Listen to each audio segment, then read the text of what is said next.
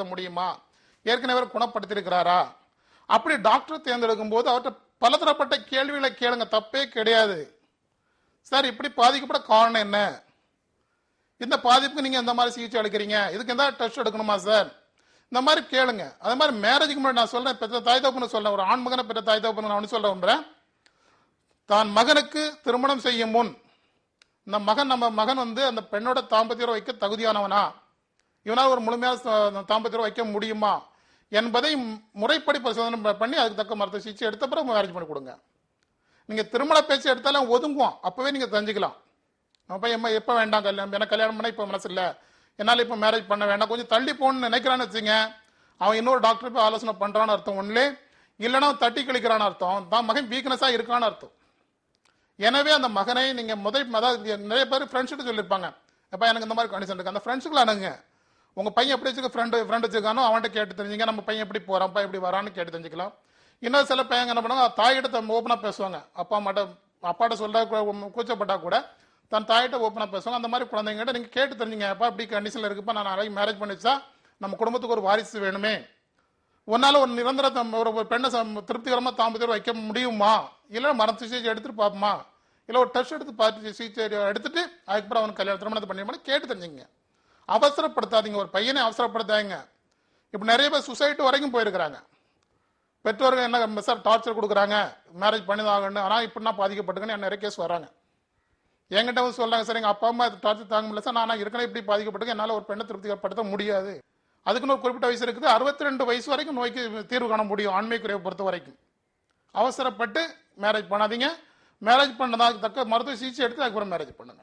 Importance: sexual debility, nocturnal emission and spermaturia, premature ejaculation, atrophy of pharynx and loss of erection arcades, itching of testicles, aplasia, seminoma, nervousness, general weakness.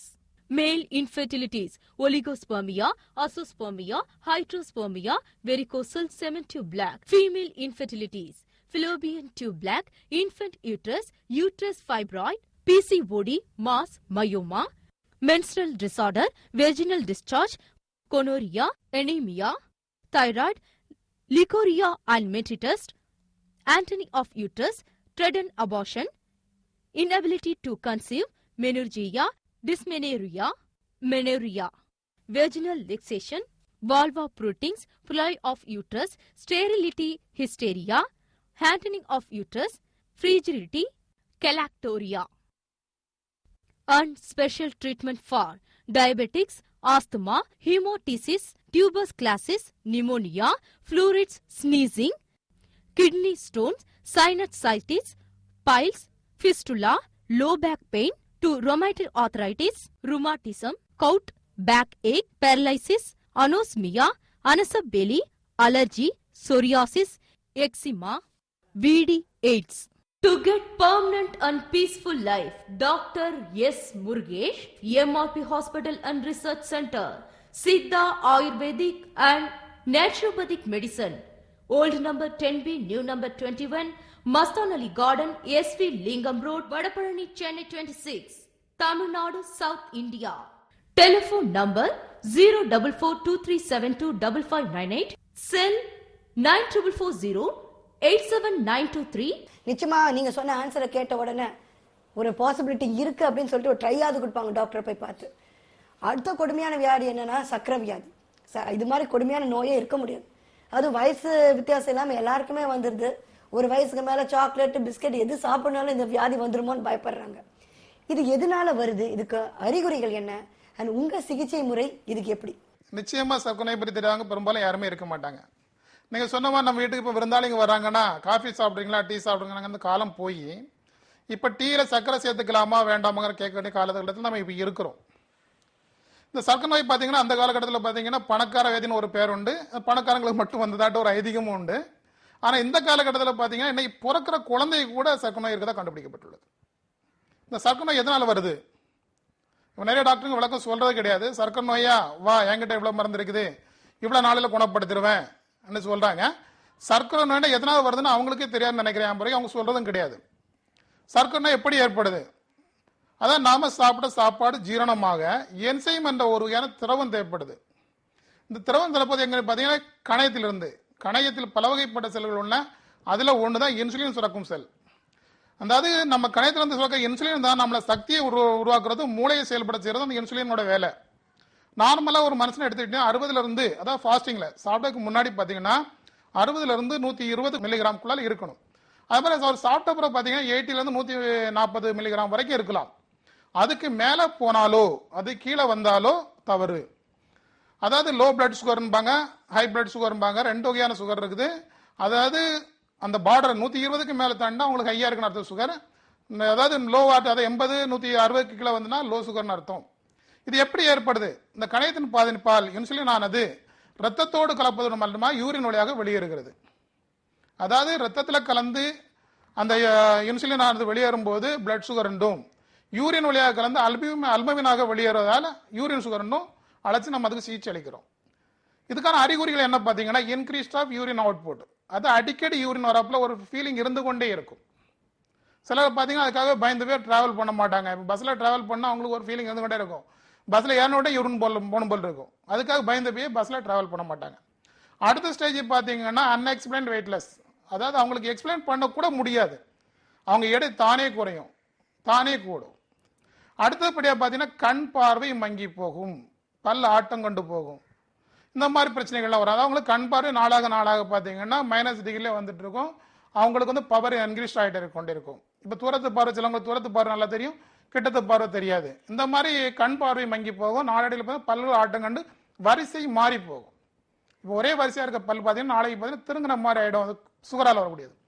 அது மாதிரி இவங்களுக்கு பார்த்தீங்கன்னா சின்ன காயம் ஏற்பட்டால் கூட எளிதில் குணமடையாது. இவங்க யூரின் போகிற இடத்துல பார்த்தீங்கன்னா அங்கே எறும்புகள் மொய்க்கும். அப்பவே நீங்கள் தெரிஞ்சுக்கலாம் இவர் சுகர் இருக்குன்னு. இதுக்கான அறிகுறி இது. இன்னும் ஒரு பிரச்சனை பார்த்தீங்கன்னா இவங்களுக்கு 100% ஆண்மை குறைவுங்கிற ப்ராப்ளம் வருது. ஒரு ஆளுக்கு சர்க்கரை நோய் இருந்தால் அது எபவ் 40 இருந்தாங்க, 18 வயசா இருந்தாலும் அவங்களால தாம்பத்திய உறவில் திருப்தியான தாம்பத்திய வைத்துக் கொள்ள முடியாது. 100% அவங்களுக்கு ஆண்மை குறைங்கிற பிரச்சனை வருது. அது மாதிரி ஸ்கின் அலர்ஜி கண்டிப்பா வரும். இப்போ நிறைய சர்க்கரை நோயாளி என்ன பண்றாங்கன்னா உணவு கட்டுப்பாடுன உடனே பத்தியம் இருக்க ஆரம்பிச்சிடுறாங்க. உணவு கட்டுப்பாடுனா அது கிடையாது. அவங்க என்ன பண்ணுன்னா 3 வேளை சாப்பிட்ற சாப்பாடு 5 வேளை டிவைட் பண்ணி சாப்பிடணும். இன்சுலின் எடுத்துட்டு இருக்கிறீங்க, அந்த மருந்தோட பவர் உங்களை லோ சுகர் கொண்டு வந்துடும். லோ சுகர் ரொம்ப மோசமானது, ஹார்ட் அட்டாக் வரைக்கும் கொண்டு போக வாய்ப்பு உண்டு. எனவே நீங்க என்ன உணவு கட்டுப்பாடை முறைப்படி பேலன்ஸ் பண்ணிச்சிங்க. நீங்க இப்போ எந்த டாக்டரை பாக்குறீங்களோ மாசத்துக்கு ஒருக்க அந்த டாக்டர் முறைப்படி அணுகி அதுக்கு தக்க மருத்துவ அந்த டாக்டர் ஆலோசனை எடுங்க. தான் சொந்தமா சுயமா எடுக்காதீங்க. நிறைய பேர் என்ன பண்றாங்கன்னா சுகரா வெளியே மாத்திரை கிடைக்குதுப்பா வாங்கி சாப்பிடு, அப்படி சாப்பிடாதீங்க. டாக்டர் முறைப்படி அணுகாமல், முறைப்படி பரிசோதனை பண்ணாமல் எந்த ஒரு சிகிச்சையும் எடுக்காதீங்க. அது மாதிரி சர்க்கரை நோயாளிக்கு ஒன்று சொல்ல விரும்புகிறேன், தகுந்த உடற்பயிற்சியும் நீங்கள் உணவு கட்டுப்பாடும் இருந்தால் 100% சுகர் நோயாளிக்கு மருத்துவ சிகிச்சை தேவையில்லை. அப்படி மருத்துவ சிகிச்சை தேவைப்பட எப்போ வேணாலும் எங்கிட்ட ஹாஸ்பிட்டலுக்கு வாங்க. கண்டிப்பாக உங்களை பரிசோதனை பண்ணி என்னால் முடியும்னு இருந்தால் நிச்சயமாக உங்களை குணப்படுத்துவேன். என்னால் முடியாத பட்சத்தை உங்களை சொல்லிடுவேன், ஓப்பனாக சொல்லுவேன். எந்த நோயாளியும் நான் ஏமாத்துறது கிடையாது. நாங்கள் வந்து மருத்துவ சிகிச்சை சர்க்கரை நோய்க்குன்னு தனிப்பட்ட முறையில் கொடுக்குறது கிடையாது. கணையத்தை பேலன்ஸ் பண்ணுறோம். அதே மாதிரி நார்மலாக ஒரு மனுஷனுக்கு 60ல இருந்து 120 மில்லிகிராம் வந்து இன்சுலின் தேவை, சுகர் தேவை. நிறைய பேர் சொல்லுவாங்க சார் இல்லாமல் ஆக்கிடுவீங்களா, இந்த சுகரை இல்லாமலே ஆக்கிடுவீங்களாங்கிறாங்க. அது தவறான கேள்வி. தேவையானது இருக்கதான் செய்யும், அதே லெவலில் இருக்கும். எங்கிட்ட சிகிச்சை எடுத்த பிறகு என்னன்னாகி அதே பேலன்ஸில் இருக்கும். 60ல இருந்து 120 இருக்கும். அதுக்கு மேலேயும் போகாது, கீழே வராது. நீங்க எடுக்கிற சிகிச்சையை முறைப்படி எடுத்தால் நிச்சயமா சர்க்கரை நோயிலிருந்து விடுபடலாம். சர்க்கரை நோய் சர்க்கரை வியாதியால் ஏற்படும் இன்சுலின் குறைபாட்டை பூர்த்தி செய்வதுடன் இதனால் ஏற்படும் ஆண்மை குறைவு, பார்வை கோளாறுகள், உடல் எரிச்சல், அரிப்பு, உடல் பலகீனம், சோர்வு, கை கால் மரத்து போதல் போன்ற பிரச்சனைகள் குணமடைகின்றன. ஆண்மை குறைவு, நரம்பு தளர்ச்சி, கனவிலும் சிறுநீரிலும் சக்தி வீணாகுதல், கண்கள் குழி விழுந்து கன்னம் ஒட்டி போதல், உறுப்பு போதிய வளர்ச்சியின்மை, எழுச்சியின்மை, எழுச்சி நீடிக்காமை, சக்தி குறைவு, விரைந்து வெளிப்படுதல், உறவில் திருப்தியின்மை, மீண்டும் இயலாமை, உறவின் போது நடுக்கம், பயம், படபடப்பு, வெட்கம், அதிக சோர்வு மற்றும் சர்க்கரை வியாதியால் ஏற்படும் ஆண்மை குறைவு போன்ற பிரச்சனைகளுக்கு இவர்களின் 1 முதல் 3 மாத சிகிச்சையால் நிரந்தர தீர்வு பெறலாம். மூலிகை மருத்துவத்தில் ஓர் மாபெரும் சாதனை.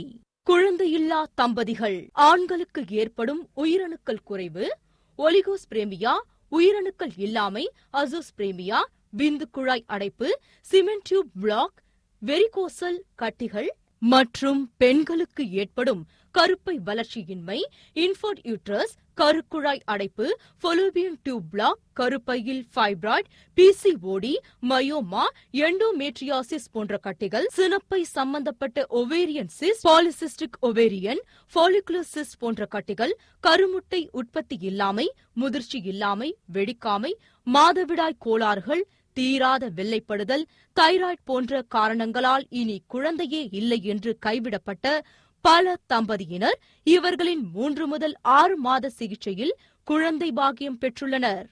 வயதுக்கு வராமை மற்றும் மார்பக வளர்ச்சி இல்லாமை. பெண்களுக்கு ஏற்படும் ஒரு சில ஹார்மோன் பிரச்சனைகளாலும் கருப்பை வளர்ச்சி இல்லாத காரணத்தாலும் வயதுக்கு வராமலும் மார்பக வளர்ச்சி இல்லாமலும் காணப்படும். இவர்களுக்கு குறிப்பிட்ட நாட்களுக்குள் வயதுக்கு வரவும் உடலுக்கு ஏற்ப மார்பக வளர்ச்சி பெறவும் பக்க விளைவுகள் இல்லாத மூலிகை மருத்துவ சிகிச்சை அளிக்கப்படுகிறது. சிறுநீரக கோளாறுகள், யூரினரி இன்ஃபெக்ஷன், சிறுநீரகக்கல், இரத்த சோகை, சைனஸ், தும்பல், அலர்ஜி, தலைவலி, ஆஸ்துமா, காசநோய், அல்சர், வெண்குஷ்டம், மூல நோய்கள், மூளை வளர்ச்சி குன்றிய குழந்தைகள், உடல் பருமன் பெற குறைய, மூட்டு வலி, இடுப்பு வலி, மூட்டு எலும்பு தேய்மானம், வாத நோய்கள், தோல் நோய்கள், சொரியாசிஸ், புற்றுநோய், பால்வினை நோய்கள், எய்ட்ஸ் போன்ற எல்லாவித நோய்களுக்கும் சிறப்புமிக்க சிகிச்சை அளிக்கப்படுகிறது. சென்னை தலைமை மருத்துவமனை தினசரி காலை 9 மணி முதல் மாலை 7 மணி வரையிலும் டாக்டரை நேரில் சந்திக்கலாம். எம்ஆர்பி மருத்துவமனையின் தலைமை மருத்துவர் டாக்டர் எஸ். முருகேஷ் அவர்கள் கீழ்காணும் தேதிகளில் கீழ்காணும் இடங்களில் உங்களை நேரில் சந்திக்கிறார். டாக்டரின் மும்பை விஜயம் ஒவ்வொரு மாதமும் 5ஆம் தேதி மதியம் 12 மணி முதல் இரவு 7 மணி வரை மற்றும் 6ஆம் தேதி காலை 7 மணி முதல் 12 மணி வரை ஹோட்டல் பாந்த்ரா ரெசிடென்சி, பாந்த்ரா ரயில் நிலையம் அருகில். டாக்டரின் பாண்டிச்சேரி விஜயம் ஒவ்வொரு மாதமும் 10ஆம் தேதி காலை 8 மணி முதல் 10 மணி வரை ஹோட்டல் ஸ்ரீ சப்தகிரி புது பஸ் நிலையம் எதிரில். டாக்டரின் கும்பகோணம் விஜயம் ஒவ்வொரு மாதமும் 10ஆம் தேதி மாலை 12 மணி முதல் 3 மணி வரை hotel Kasi international, Kasi theatre complex. டாக்டரின் திருச்சி விஜயம் ஒவ்வொரு மாதமும் 11ஆம் தேதி காலை 7 மணி முதல் 10 மணி வரை ஹோட்டல் ஆனந்த், மத்திய பேருந்து நிலையம் அருகில். டாக்டரின் கரூர் விஜயம் ஒவ்வொரு மாதமும் 11ஆம் தேதி மாலை 12 மணி முதல் 3 மணி வரை ஹோட்டல் ஆர்த்தி, தின்னப்பா தியேட்டர் அருகில். டாக்டரின் கோவை விஜயம் ஒவ்வொரு மாதமும் 12ஆம் தேதி காலை 7 மணி முதல் 10 மணி வரை hotel blue star, Kavitha theatre அருகில், காந்திபுரம். டாக்டரின் சேலம் விஜயம் ஒவ்வொரு மாதமும் 12ஆம் தேதி மாலை 12 மணி முதல் 3 மணி வரை ஹோட்டல் செல்வம், புதிய பஸ் நிலையம் அருகில். டாக்டரின் ஹோசூர் விஜயம் ஒவ்வொரு மாதமும் 13ஆம் தேதி காலை 7 மணி முதல் 10 மணி வரை சீனிவாசா லாட்ஜ், பாகலூர் ரோட். டாக்டரின் வேலூர் விஜயம் ஒவ்வொரு மாதமும் 13ஆம் தேதி மாலை 12 மணி முதல் 3 மணி வரை hotel Venus and annexe lodge, மூங்கில் மணி அருகில். எம்ஆர்பி மருத்துவமனையின் தலைமை மருத்துவர் டாக்டர் எஸ். முருகேஷ் அவர்கள் முகாம் செல்லும் நாட்களில் சிறப்பு மருத்துவர்களை சந்தித்து ஆலோசனை பெறலாம். மேலும் டாக்டரை நேரில் சந்திக்க முன்பதிவு பெற்று வரவும். எம்ஆர்பி மருத்துவமனை மற்றும் ஆராய்ச்சி மையம், சித்தா, ஆயுர்வேதா மற்றும் இயற்கை மருத்துவம், பழைய எண் 10B, புதிய எண் 21, மஸ்தான் அலி கார்டன், SV லிங்கம் சாலை, வடபழனி, சென்னை 26, தமிழ்நாடு, தென்னிந்தியா.